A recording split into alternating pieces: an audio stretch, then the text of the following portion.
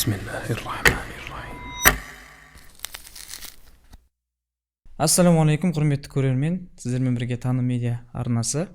Әдеттегідей біз көркем мінезге қатысты дәрістер топтамамыздың келесі шығарылымын түсіргелі отырмыз. Ал бұл сұхбатымызға көмек беретін біздің Дастан ұстазымыз. Ұстаз, қош келдіңіз.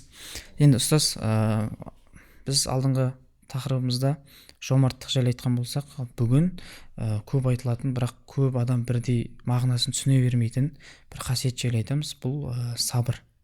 Енді қазір қоғамда біз барлығын бір тез болғанын қалаймыз ғой. Тез жетістікке жету, тез байлыққа жету, тез өзгеру деген секілді.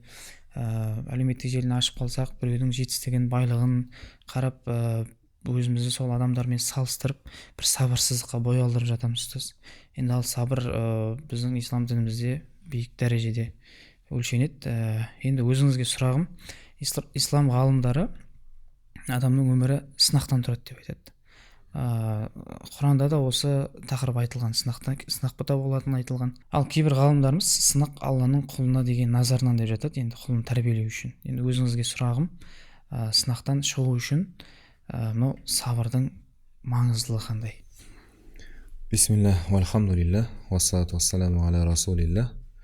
Бұл сабыр деген мұсылман үшін әсіресе өте керекті қасиет. Өйткені ғалымдардың сөзі бар, иманның жартысы шүкірден, жартысы сабырдан тұрады дейді. Яғни иманның тең жартысын құрайтын бұл қасиет болғаннан кейін, және шексіз сауап беріледі деп Құранда айтылған тағы да сабырлылар, және дүние мен ақиретте адамды жетістікке жеткізетін ол тағы да сабыр. Сондықтан біз бұны жай біліп қана қоймай, оны күнделікті жүзеге асыруға тырысып, бұл қасиетті бойымызға сіңіруге тырысып, өлгенше соған қол жеткізуге талпынып кетуіміз керек екен. Құранда Аллах Тағала мынадай бір аят келтіреді. Астағфиру билла. وَلَنَبْلُوَنَّكُمْ حَتَّى نَعْلَمَ الْمُجَاهِدِينَ مِنْكُمْ وَالصَّابِرِينَ وَنَبْلُوَ أَخْبَارَكُم дейді. Біз сендерді араларында біздің жолымызда күресушілер кім, сабыр етушілер кім, және кімнің жағдайы қандай екенін білу үшін біз сендерді сынауды қоймаймыз дейді. Яғни адам әрдайым сынақтың үстінде. Ол міндетті түрде қиындық болып келуі шарт емес. Біз көбіне ойлаймыз ғой, біреу ауырып қалса сынақта екен, біреу қарызға кіріп кетсе сынақта екен деп. Жоқ, керісінше ол сау болып жүрсе де, ол байлыққа кенелсе де, өмірде болып жатқан жақсы, жаман, біз жақсы көретін, біз ұнатпайтын жағдайлардың бәрі басымызға келіп жатқан. Оның бәрі сынақ. Сол үшін де сынауды қоймаймыз деп жатыр да. Біз Алла Тағала сынай береді сәт сайын.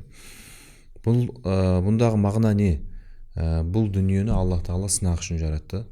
Бұл дүниеде ешқандай бір рахат немесе бір жайбарақат кез болмаса, арқан кеңге салатын уақыт болмайтынын көрсетті. Ал ақиретті соның сыйы немесе жазасы ретінде жаратты да. Біз дүниеде жасаған жақсылық жамандығымыздың сыйын немесе жазасын сол жақта көреміз. Сол үшін бұл жерде шейх айтады: яджибу ан юаттина нафсаху аля ихтималил макарих дуна даджр дейді. Сол үшін адам басына келген қиындықтарды налусыз, яғни тағдырына немесе соны жазған Аллаға ренжусіз, өкпелеусіз қабылдауды үйрену керек дейді. Вантизарин натаиджи махма баудат, нәтижесі қанша алыс болса да, көп күттірсе де, соны күтуді үйрену керек дейді. Енді өзінің жасап жатқан еңбегінің да. Уамуажахатил аъбаи махма сақулат, және басына келіп жатқан қиындықтар қандай ауыр болса да, соған қарсы тұруды үйрену керек дейді. Бұл қарап отырсаңыз, шынымен де сабыр арқылы адам айналып келген кезде басына келген қиындықты жеңеді. Одан кейін өзін одан сайын күшті, мықты қылады. Және соның ар жағында жасырулы тұрған Алланың сый қазынасын алады да. Міне осының бәрінде бізге керек нәрсе ол сабыр. Ұстаз, рахмет. Енді өзіңізге келесі сұрағым, біз осы сабыр қандай білімдерді талап етеді? Яғни сабыр ету үшін адамға қандай түсінік керек, болмаса қандай рухани дайындық болу керек ол адамда? Сабыр енді тек күтіп отыру ма, әлде оған бір біздің имани біліміміз қажет пе? Соны бір айтып жіберсеңіз. Бағанағы айтқан таусылмайтын сәт сайын келетін әртүрлі сынақтарға сабыр ету үшін адам екі нәрсені түсіну керек дейді. Бірінші, бұл дүниенің ақиқатын түсіну керек. Жаңа айтып өттік, бұл дүние сынақ үшін жаралған, адам сыналудан сыналмайтын кезі болмайды. Бұны бізге Сүлеймен пайғамбардың сөзімен Алла Тағала мысал қылып келтіреді. Алла Тағала оған енді билік берді, байлық берді, қаншама жанды, жансыз жаратылыстардың бәрін бағындырып берді ғой. Тау, жел, жындар деген сияқты. Оны енді қиссадан білеміз. Соның бәрін берген кезде Сүлеймен пайғамбар былай деп айтады: «Хәза мин фадли рабби». Бұл Раббымның маған жасаған кеңдігі дейді. Маған жасаған жомарттығы. «Лиябилуани ашкуру ам акфур». Оны жасауындағы себебі мен шүкір етем бе, жоқ әлде күпір қылам ба, соны білу үшін дейді. Соны көрсету үшін дейді. Яғни соны берілген жақсылықты ол жақсылық жолға пайдалана ма екен, жоқ әлде соны пайдаланып керісінше бұзақылық жер бетінде бұзғындық жасап кете ме екен деп мені сынап тұр дейді ғой. «Уаман шакара фа иннама яшкуру ли нафсих». Ал енді кім осындай кезде шүкір етсе, шүкір ету деген енді Абдулла ибн Масуд түсіндіріп айтады ғой, Алланың бергенін Аллаға қарсы жұмсамау дейді. Тек жақсылыққа ғана жұмсау ғой. Кім шүкір етсе, өз үшін шүкір еткені болады дейді. «Уаман кафара фа инна рабби ғаниюн карим». Ал күпір қылған адамға Алла мұқтаж емес дейді. Ол Алла мен берді, мен менің жолымда бер деп сенің жаңа бергеніңе тәуелді болып тұрған жоқ қой дейді. Керісінше сені сынап, сенің ішіңдегі шынайылықты, ақиқатты әшкерелеу үшін жасап тұр дейді. Сол үшін де бір ой жоқ, мен керісінше жасаймын деп жатса да, Алла оған мұқтаж емес, өзіне кесір қылып жатыр деген сөз ғой. Енді сол сияқты бұл дүниеге келгеннен кейін адам бұл дүниенің сынақтан бос болмайтынын, әрдайым сынақтың үстінде болатынын түсініп, бұл өмірдің ақиқаты деп қабылдау, өмір болғасын сынақ болады деген нәрсеге тоқтау, бұл бірінші керекті білім. Екінші білім ол ақиретке қатысты. Бірінші дүниеге қатысты дедік қой, екінші ақиретке қатысты. Ол деген сөз енді иман ғой. Иманның шынайылығын біз сынаққа сабыр еткен кезде көреміз дейді. Мысал келтіреді шейх бұл жерде. Мысалға дос пен достың арасындағы қарым-қатынасты әшкерелейтін немесе оның шынайы болмаса жалған екенін көрсететін ол қиындық. Досты қиындықта танисың деген сөз бар ғой. Сол сияқты бір-біріне деген сенімін, бір-біріне деген шынайы адалдығын олар сондай басына түскен сынақтарда біледі. Сол сияқты адамның жүрегіндегі иман ол өзінің жаратушы иесімен, Алла Тағаламен байланысы ғой. Енді ол қаншалықты шынайы, бәрі жақсы, айналасында бәрі түгел болып тұрғасын, ол емін-еркін құлшылығын жасап жүрген шығар. Ал сәл басына қиындық түсе қалса, ол бәрін тастап баз кешіп кететін шығар. Әлде сонда да иманынан қайтпай тұрып ала ма? Міне сол иманның шынайылығын көрсетеді. Сол үшін де Аллах Тағала кейде адам баласын солай сынайды дейді. Құранда ол жайында адамдар біз иман келтірдік дегеннен кейін сынаққа түспей жүре береміз деп ойлай ма дейді. Біз олардан бұрынғыларды да сынағанбыз. Сол арқылы Алла Тағала шынайы иман келтіргендермен өтірікшілерді біледі дейді.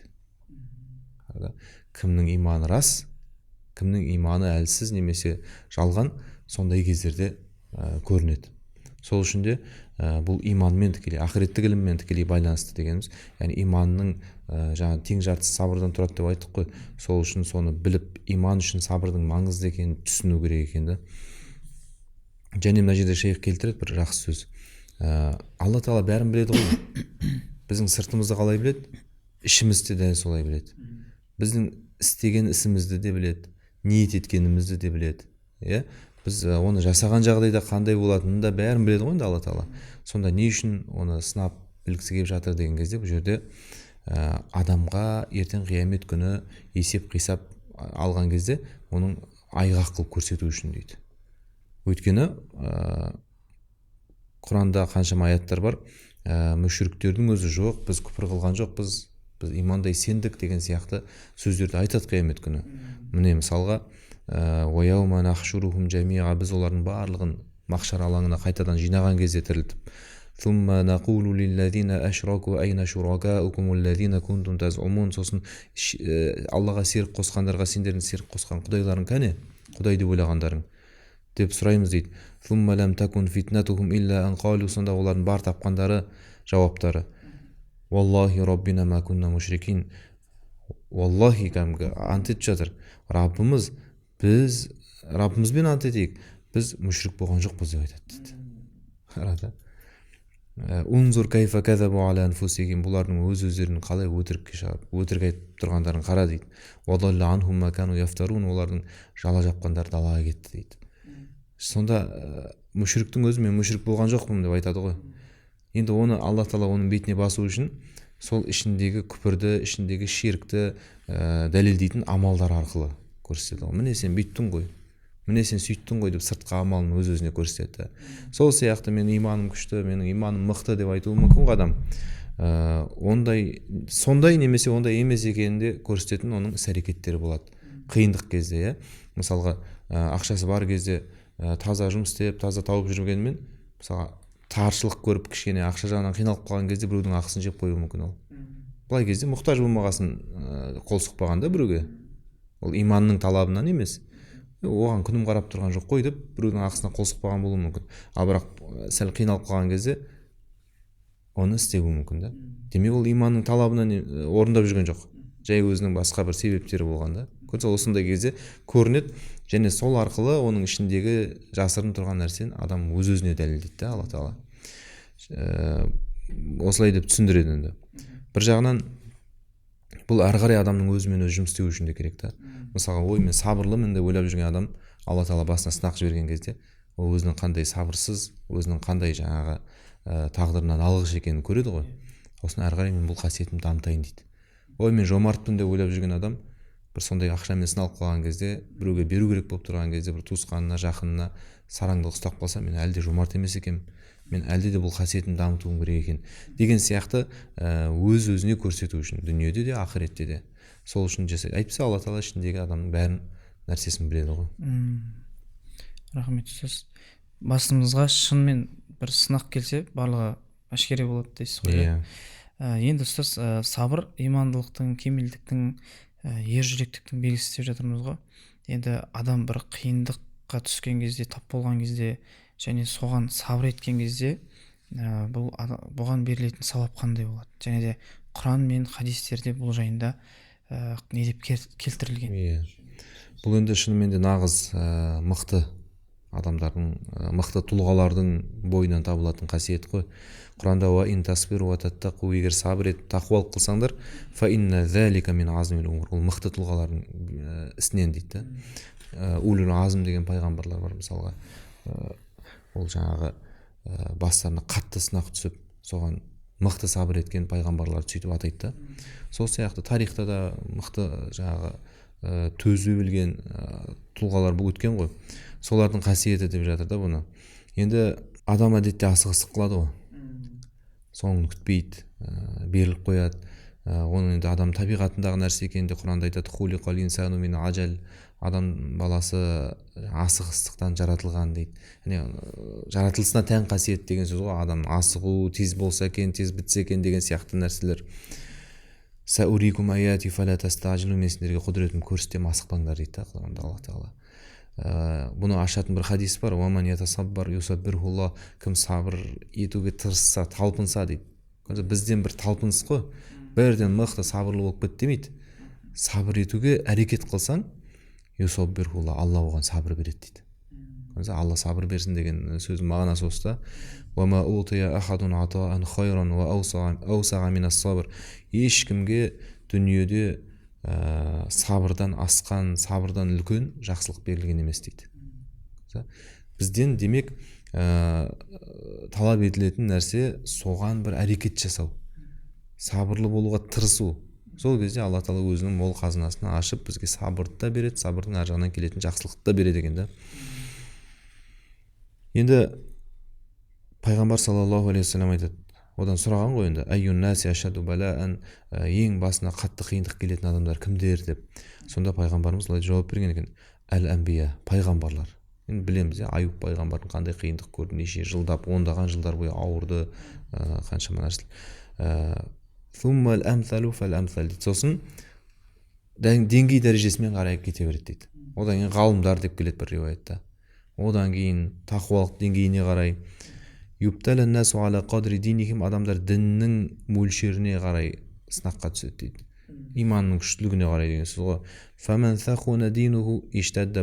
Кімнің діні күшейсе, яғни иманы, оның сынағы да күшейеді. Кімнің діні әлсіресе, иманы, оның сынағы да әлсірейді дейді.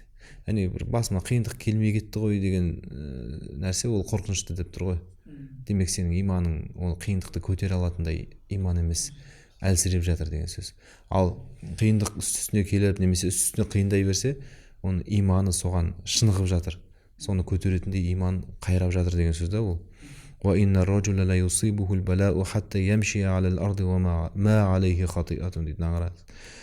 Адам баласына сөйтіп қиындықтар келе береді, соңында ол жер бетінде бірде-бір күнәсіз жүреді дейді. Сондай таптаза кейіпке түседі деген сөз ғой. Демек бұл басқа келіп жатқан қиындықтың сыйын да көрсетіп жатыр да. Алла Тағала бекер жібермейді.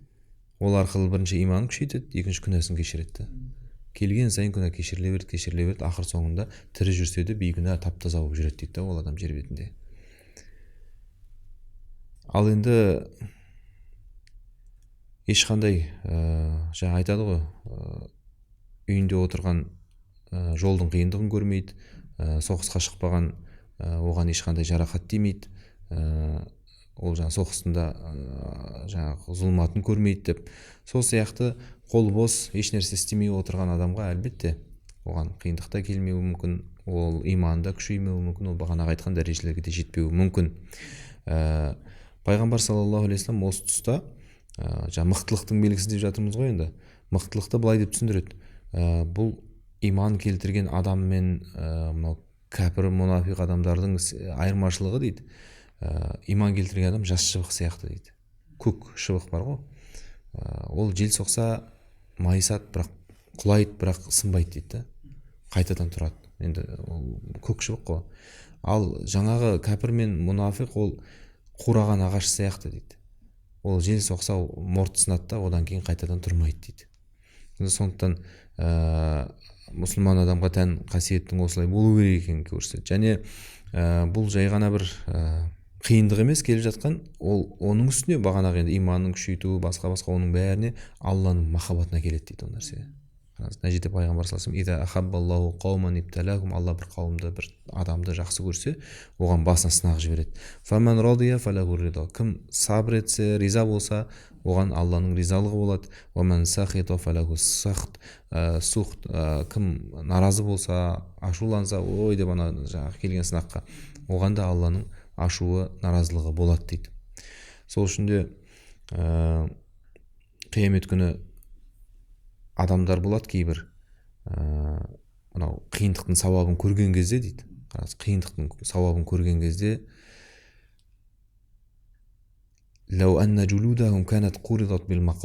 дүниеде қиындық көргенімізде ғой деп айтады. Тіпті басымызды бір темірмен жыртып, сондай бір азаптағанда ғой деп айтады дейді. Қараңыз, енді сондай дін жолында азап көргендер бар ғой, атылып кетті, қамалып кетті, айдалып кетті, небір ата-бабаларымыз мысалға. Сондайлардың сауабын көрген кезде дүниеде аман болған, анау қатты ауыр сынақтардан аулақ болған адамдар ананың сауабын көрген кезде біз мүлдем жермен жексен болғанымызда ғой дүниеде сынақтан деп айтады дейді. Соның сауабын көрген кезде. Сондай енді айта берсек, оның сыйы бізге көзге көрінбегенмен ғайып әлемде Алла Тағала біліп тұр ғой. Тамаша ұстаз. Енді жаңа қиындық жайлы айтып жатырмыз ғой. Адам енді өз-өзіне зұлымдық жасап, бір өз-өзіне қиындық жасап алса, бұл жайында не дейді дедіңізде? Осы жайында айтып берсеңіз. Әлбетте бізде мынадай, бұл хадистер жанрына қарай бөлінеді. Бір хадистер бар, оны тәрғиб дейді, амалдарға қызықтырады. Мешітке келсе, жамағатпен бірге намаз оқыса, оған осындай сауап береді, оған осындай дәреже беріледі деген сияқты қызықтырады. Бір хадистер бар, оны тәрғиб дейді, ол қорқытады.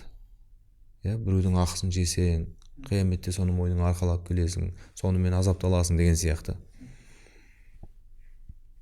Жаңағы нәрсеге жоламасын деп ескертеді ғой енді. Тағы бір үшінші түрі бар, оны тәслия дейді, жұбатады. Кімде-кімнің дүниеден баласы өтсе, баласы сәби шетінесе, оған жәннатта шапағат етеді. Немесе тағы қандай Рамазан айында дүниеден өтсе, ол мысалы қызықтыратын нәрсе емес қой. Ол мен Рамазанда өлейін деп ешкім оны қолдан істей алмайды ғой. Немесе мен балам өлсін деп ешкім тілемейді. Ол андай қызықтыратын, қорқытатын хадистерге жатпайды. Оны жұбату дейді. Енді басына түсті енді сондай сынақ. Соған көнсе, соған сабыр етсе, онда оған осындай сауап дейді. Оны жұбату дейді. Енді соны кейбір адамдар түсінбеуі мүмкін. Бұл қызықтырып жатыр екен. Демек, бар ғой, афдал амал ашаққуха, амалдардың ең жақсы, ең қиыны дейді. Суық күнде дәрет алған адам сауабы өте көп болады дейді. Сонда біреу барып, үйінде жылы су ағып тұр, жылы жерде отыр, жоқ деп мұздай су құйып алып, далаға шығып мұздай сумен алсын деген қызықтыру емес қой. Бірақ біреу сөйтіп түсінуі мүмкін. Мұздай болса сауабы көбірек болады екен деп, ана үйде жылы суды тастап, далаға шығып алуы мүмкін. Ол сосын ауру тілеп алады басына, салқын тигізеді, одан ысырапқа дәрі алады, басқа қылады, сау басына сақина тілеп деген сол ғой. Сондай нәрсеге ұшырайды. Пайғамбар саллаллаху алейхи вассалам оны айтқандағы мақсаты амалсыздан, шарасыздан сол жағдайда жүрген адамдарды жұбатып қою еді. Саған да сауап болады деген сияқты. Мысалға кедейлер жайында айтылған хадистер көп. Кедейлер жәннатқа бірінші кіреді, олардың есебі жеңіл болады деген. Ол енді бүкіл малын таратып жер кедей болып қал деген сөз емес қой. Бірақ сол жағдайда жүрген адамдарды жұбатып жатыр да. Сол сияқты пайғамбар саллаллаху алейхи вассалам бір күні бір қарт кісіні көреді. Екі жағында екі баласы жетектеп келе жатыр екен. Сол мынаған не болған дейді. Ол жаяу өмір бақи жаяу жүрем деп нәзір еткен, өз-өзіне ант еткен дейді. Сосын пайғамбар саллаллаху алейхи вассалам инна аллаха ан тағзиби хаза нафсаху лагани дейді. Алла тағала бұның өз-өзін азаптағанына мұқтаж емес дейді. Өтіп жаяу жүріп, шөлдеп жүріп, күннің астында жүріп, сен өтіп, біз андай не дейді, бар ғой сондай бір діндер, Буддада ма, бір өмір азап деген сияқты бір нәрселер бар ғой, ондай емес та. Ол сөйтіп өтіп өзіңді қинағанға Алла тағала мұқтаж емес дейді. Сөйтеді жаяу жүрме деп бұйырады. Бұз дейді мына неңді, уәдеңді. Сөйтті көлікке мін, атқа мін, өтіп жаңағы өзін қинама дейді.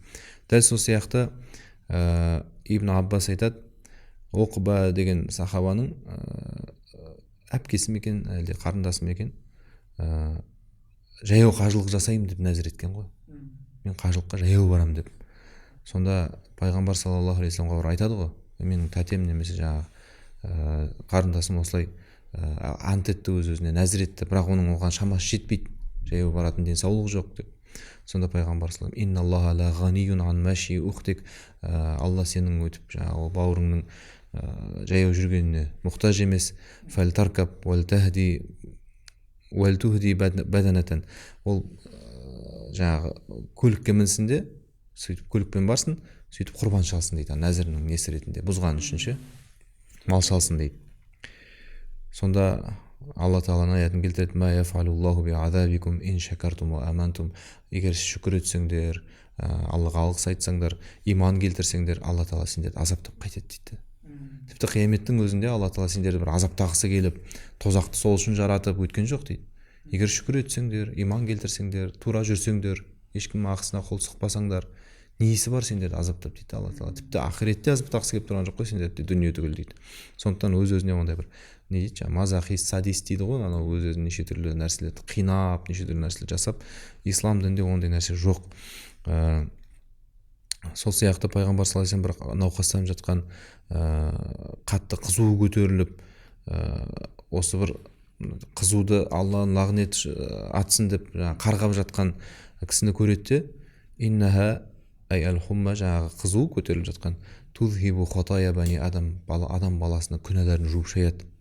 Кама юзхибул киру хабасал хадид, анау жаңағы отпен темірдің татын, темірдің жаңағы артық жаман нәрселерін қалай тазартады, дәл солай адамның күнәларын тазартады деп сүйіншілейді да, оны керісінше олай нағылма, ондай жаман сөздер, ауыр сөздер айтпа дейді. Енді сен ол ауруды қарғасаң, басыңа келген бір қиындықты қарғасаң, сен соны жіберіп тұрған Аллаға тіл тигізіп тұрсың деген сөз ғой бұл жерде. Ал оны жақсы көр, қайта ауырсаң қуан деген сөз емес та бұл. Бұл адам табиғаты ретінде оны жек көруі мүмкін, оны жақтырмауы мүмкін, бірақ ол бір оған қуан деген сөз емес. Және жаңа біз айттық, небір мықтылар сыналған, небір пайғамбарлар сыналған деп, және ең сынақтың ауыры пайғамбарлардікі деп. Мысалы Юсуф пайғамбарды пайғамбар саллаллаху алейхи айтады, иннал карим абнал карим абнал карим абнал карим дейді. Өзі сондай тектінің баласы, тек оның әкесі де, оның бабасы да, 4 атасын айтады да, текті деп, өзін қосқанда. Сөйтеді да Юсуф Яқуб пайғамбардың баласы, Яқуб Исхақ пайғамбардың баласы, Исхақ Ибрахим пайғамбардың баласы дейді. Қазір 4-ші буын өзі де пайғамбар да, кілең пайғамбардан тарап тұр. Бірақ сөйте тұра кішкентай кезінде құдыққа тасталды. Одан керуендегілер тауып алды да оны құлдыққа сатып жіберді. Одан сарайда анау патшаның әйелдерінен зұлымдық жала жабуды көрді де түрмеге қамалды. Түрмеде қаншама 9 жыл дейді енді хадистерде. Қиындықта, абақтыда жатты. Соның бәрін көріп келіп, ең соңында сол Мысырдың билеушісі болды ғой дейді. Патшаға дейін алып келді Алла Тағала оны дейді. Бірақ өмір тарихын қарасаң, көрмеген қиындығы жоқ. Былай адам оны егер өмірбаянын оқып отырса, оны сондай жаңа 3 пайғамбардың ұрпағы өзі де пайғамбар деп ойламауы мүмкін дейді. Ана жүріп өткен жолын көріп ше, құдықта жатқан, одан құлдыққа сатылып кеткен, одан былай деген сияқты нәрселерді көріп, адам пайғамбар деп ойламауы мүмкін дейді. Бірақ Аллах Тағала ең сүйікті пайғамбарының өзін осылай сынап жатыр дейді. Сол үшін де кейде осындай қиындықтар, кейде осындай нәрселер адамға жақсы алады. Біздің Сұлтан Бейбарыс бабамызды білеміз, құлдыққа сатылып кетіп, жалданып жүріп, ақыр аяғында сол үлкен мәмлүктердің мемлекетін билеген патшаға айналды. Сол сияқты бұл қиындықтар алдағы бір жақсылықтың, алдағы бір жетістіктің, жеңістің сүйіншілері болуы мүмкін деген сөз ғой. Тамаша ұстаз. Енді өзіңізге бір соңғы сауалым, сабырдың түрлеріне тоқталып кетсеңіз. Бұл жайында не деген, не айтылған? Ғалымдар сабырды бөледі. Бір түрі болады, ол құлшылыққа, ғибадатқа сабыр ету. Тағы бір түрі болады, ол күнәға қарсы тұруға сабыр ету, ол да қиын. Үшінші түрі басына келген бағана біз айтып отқан қиындықтарға сабыр ету ғой. Бірінші түрі жайында енді сабыр ету дегенде бұл жерде бір амалсыздан шыдап жүру емес әрине. Құранда мысалға мынандай бір аят бар, уамур ахлака бис-салати вастабир алейха, отбасыңды намазға бұйыр және сол жолда сабырлы бол дейді. Енді бір жаңағы құлшылықты үйрену үшін де, соны әрдайым тастамай жүру үшін де, болмаса айналаңдағы отбасы, балаларыңды да сол жақсылыққа баулу үшін де адамға біраз төзім керек қой, шыдамдылық керек. Соны айтып жатыр да бұл жерде. Сол сияқты уастаину бис-сабри уас-сала, бағанағы қиындықтарға да төзіп сабыр ету үшін де, шыдау үшін сабыр мен намаздан жәрдем тіле дейді. Енді бір нәрсе адамның жанын жұбату керек қой. Жан жақтан бәрі қысып қиналып кеткен кезде ол намазға тұрады да. Ва иннаха лакабиратун илля алал хашиин, ол жүрегінде қорқынышы жоқтарға ауыр дейді. Ол жаңағы амалсыздан жүретін адам, ол жүрегінде иманы әлсіз, қорқынышы жоқ, қияметті ойламайтын, өлімді ойламайтын адам деген сөз ғой. Және тағы бір аятта уасбир нафсака ма'аллазинаяд'уна раббахум билгадати вал ашии юридуна вajha, таң болсын, кеш болсын, Алланың дидарын, разылығын іздеп Аллаға жалбарынатындармен бірге өзің сабырға шақыр дейді. Қарасаң, көп жерде мысалға ауызбірлік, ынтымақ жайында айтылған аятта да сабыр етіңдер дейді. Кез келген жақсылыққа, ол мейлі имани жақсылық, рухани жақсылық болсын, мейлі дүнияуи жақсылық болсын, қол жеткізу үшін адамға сабыр керек деп тұр ғой. Сол сабыр, ол шынымен де адамның бағанағы қол жеткізуіне, жақсылықтарға кепілді. Өйткені пайғамбар саллаллаху алейхи вассалам айтты ғой, Алла Тағала жәннатты қиындықтармен қоршап қойған, ал тозақты шахават дейді, нәпсі қалайтын, нәпсі жақсы көретін құмарлықтармен қоршап қойған дейді. Сондықтан ондай құмарлықтың ізінде жеңілдің, үстімен ауырдың, астымен ауырдың үстімен жеңілдің астымен дейді ғой, кілең оңай жолын іздеп оңай жерлермен жүргісі келетін болса, ол керісінше тозақтың жолы дейді да, тозаққа апаратын жол.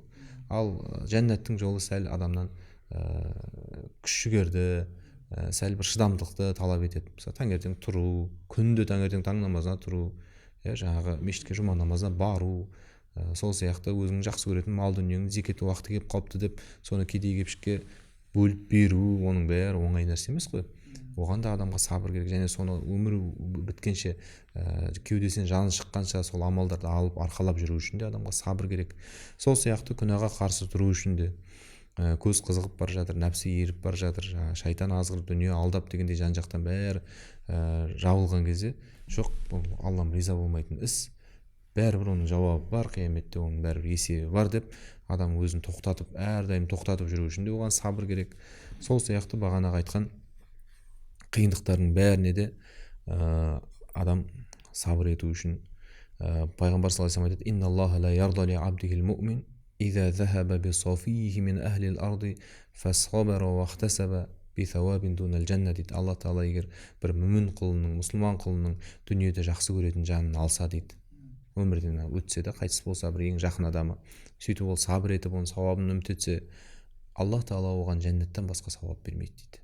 Яғни оның ол істеген ісінің ең үлкен іс екендігі сондай, Алла тағала оған бір жәннаттан басқа лайықты сауап көрмей тұр деген сөз ғой. Оның ең лайықты сауабы жәннат дейді. Сондықтан да дүниедегі сынақтар өткінші, бүгін жылап отырған адам ертең күлетіні сөзсіз, бүгін аш отырған адам ертең тоқ болатыны сөзсіз. Ол бір жақсылықта жамандықта адам басында мәңгі тұра бермейді. Сол үшін сәл шыдаса, сәл сабыр етсе, ар жағында дүниеде де оның, ақыретте де жақсылығын адам көретіні сөзсіз. Рахмет ұстаз, Алла разы болсын. Енді біздің де осы сабырлы құлдардан етсін Аллах тағала. Осы білімге, құрметті көрермендеріміз біздің кішкентай ақпарат естіп амал еткені біз үшін де күшті, хайырлы. Енді құрметті көрермен, сіздермен бірге Таным медиа арнасы көркемөнерге қатысты дәрістер топтамасы. Бұйырса пікір білдіріңіздер, лайк басыңыздар, өздеріңіздің жақындарыңызға осы подкастты таратып қойыңыздар. Назарларыңызға рахмет.